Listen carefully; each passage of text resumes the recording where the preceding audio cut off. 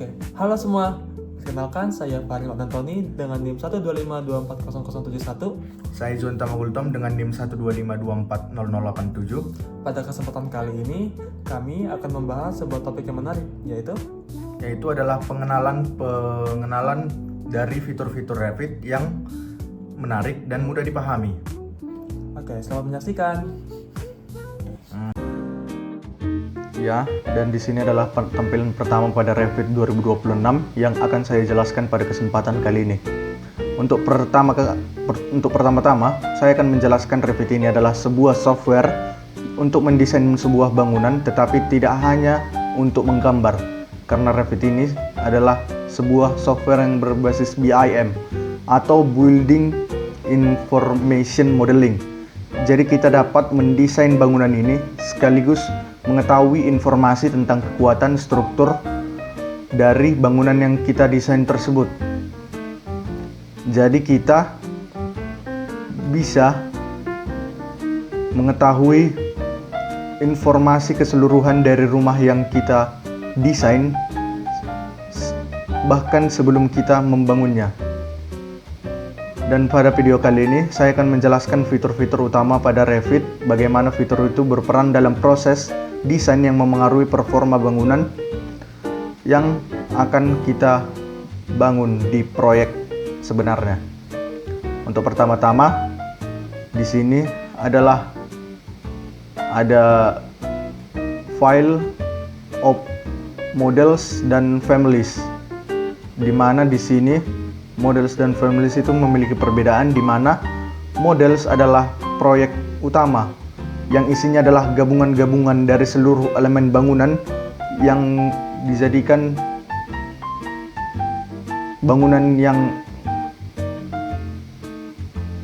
yang lengkap, tidak hanya berupa komponen-komponen, tidak seperti families yang hanya merupakan komponen-komponen seperti meja, pintu, kolom beton, dan lain-lain. Jadi maka dari itu saya akan membuka models di sini dan saya akan memakai metrik, di mana adalah yang umum digunakan di internasional karena memakai milimeter. Untuk penjelasan selanjutnya, BIM itu atau Building Information Modeling berbeda dengan software dua dimensi seperti AutoCAD, di mana setiap elemen Revit itu memiliki data seperti material, dimensi, dan fungsi dari material-material yang kita gunakan dalam desain tersebut. Tidak seperti AutoCAD yang hanya mendesain bentuk dasarnya saja. Sebagai contoh, sebuah dinding. Saya bikin dinding di sini, sebuah garis. Tetapi hanya elemen lapisan material dan parameter tertentu.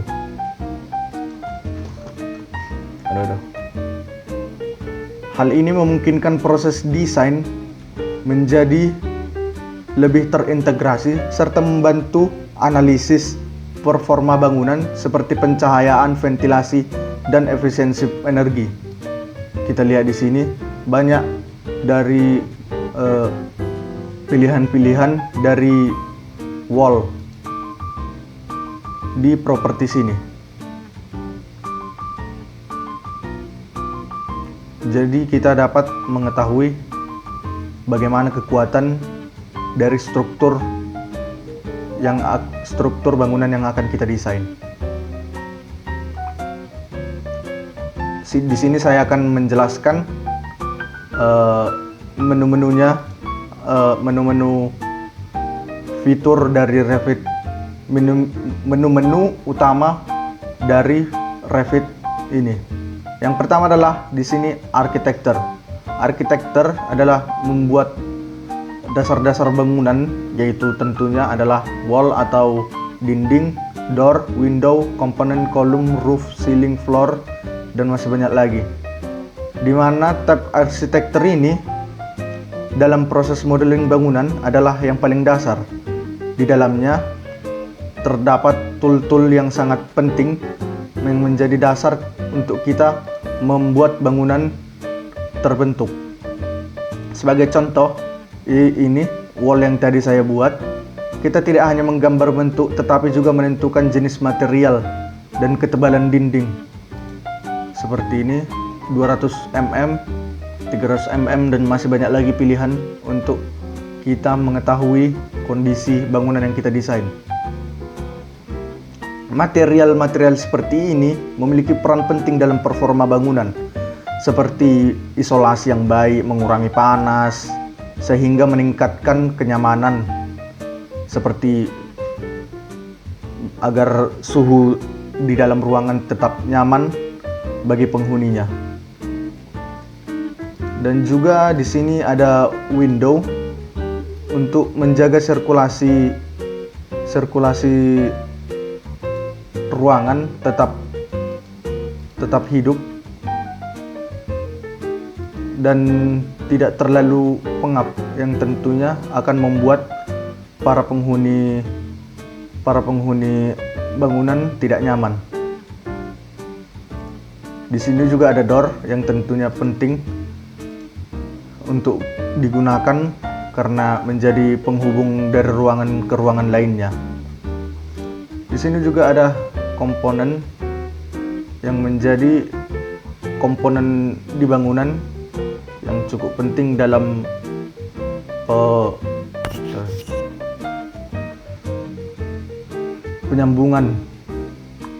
penyambungan unsur-unsur bangunan. Di sini juga ada structure. Di menu structure ini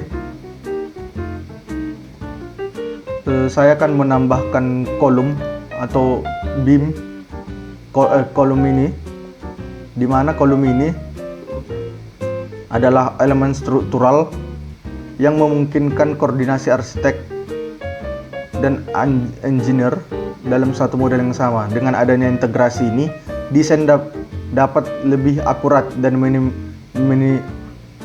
meminimalisir kesalahan dalam proses konstruksi. Dan masih banyak lagi di sini, seperti beam yang menjadi sambungan, yang sebenarnya ini lebih banyak digunakan para engineer untuk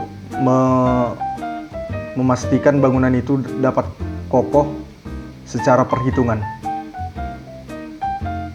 Di sini seperti beam, yaitu frame dari bangunan, yaitu balok baja, wall yang terstruktur, kolom yang menopang bangunan, lalu ini lantai dan koneksi-koneksi lain yang menjaga struktur bangunan lebih stabil.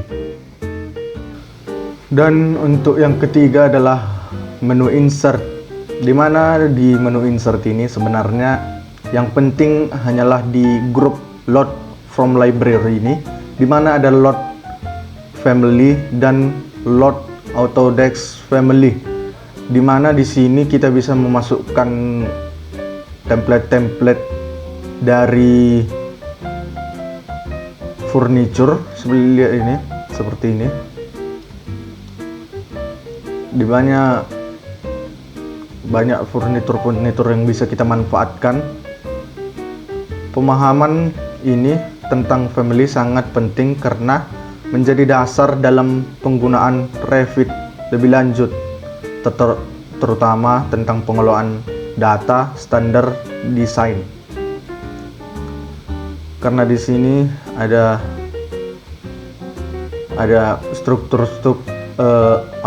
ada komponen-komponen yang tentunya sangat penting dalam desain bangunan yang kokoh, seperti desain bangunan yang fungsional, seperti di sini electrical, furniture, yang tentunya sangat penting untuk keberlangsungan penggunaan bangunan tersebut.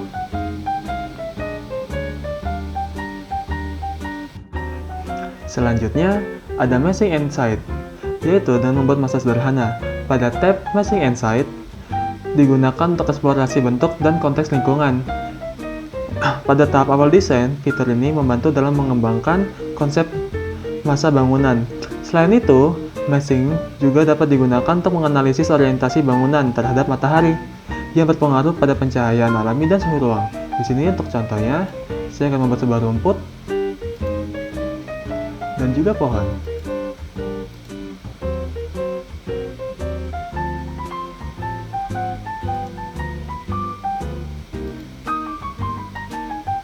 Nah, seperti ini. Baik, selanjutnya ada Properties and Project Browser yang terdapat pada User Interface. Lalu kita dapat memilih Project Browser dan Properties. Pada bagian Properties, digunakan untuk mengatur parameter dari setiap elemen yang dipilih.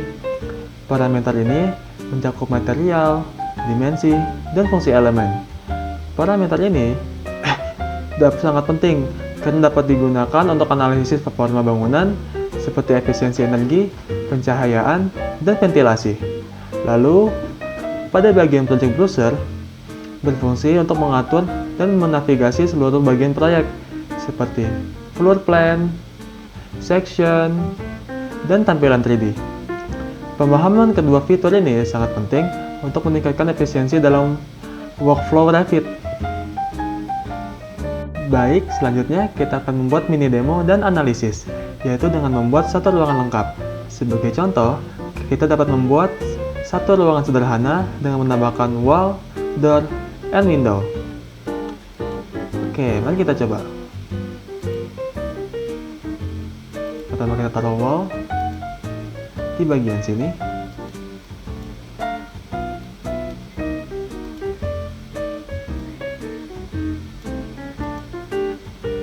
Oke. Lalu kita taruh pintu pada bagian sini dan sini. Lalu yang terakhir kita taruh jendela pada bagian sini, sini, dan sini. Oke, mari kita lihat.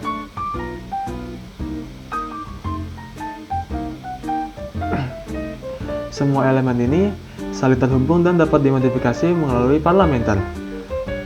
Baik, penempatan jendela pada ruangan ini akan mempengaruhi cahaya alami.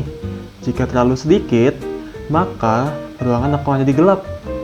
Namun, jika kita terlalu banyak, sebagai contoh saya akan menambahkan jendela lagi di bagian sini, sini, sini, dan sini. Oke. Namun jika terlalu banyak, tanpa ada perlindungan dapat menyebabkan panas yang berlebih. Oleh karena itu, pemilihan material dan penempatan elemen harus mempertimbangkan untuk mencapai kenyamanan termal, visual, dan kualitas udara yang baik. Baik, selanjutnya ada beberapa tips nih dalam menggunakan Revit. Yang pertama, kita dapat menggunakan type duplication untuk membuat variasi desain. Sebagai contoh, di sini akan saya membuat pintu. Oke. Nah, di sini kita akan mengubahnya, edit type. Lalu kita ubah ketinggiannya. Misal, saya jadikan 4000 atau 4 meter. Apply. Nah, pintunya menjadi tinggi semua. Dan juga hindari menggunakan instansi secara sembarangan. Kalau sembarangan, lihat nih, sebelah sini kita hanya ingin meninggikan sebelah sini, tapi sebelah sini juga jadi tinggi. Lalu kita juga dapat menggunakan shortcut untuk meningkatkan efisiensi kerja. Sebagai contoh, saya ke lantai 1 lagi, lalu saya klik wall, klik kanan, lalu pencet select all intents in entire project. Nah, di sini kita bisa mengubah tinggi dari tembok tersebut. Misal awalnya 6000, kita ubah menjadi 4000. Dan lihatlah. Nah, tingginya berubah kan semuanya? Nah. Oke, baik. Dengan memahami fitur-fitur Revit serta kaitannya dengan material dan performa bangunan, Kita tidak hanya menggambar, tetapi juga dapat mengambil keputusan desain yang lebih tepat dan efisien. Demikian pembahasan fitur Revit yang dapat kami sampaikan. Semoga bermanfaat dan dapat menambah pemahaman kita. Terima kasih.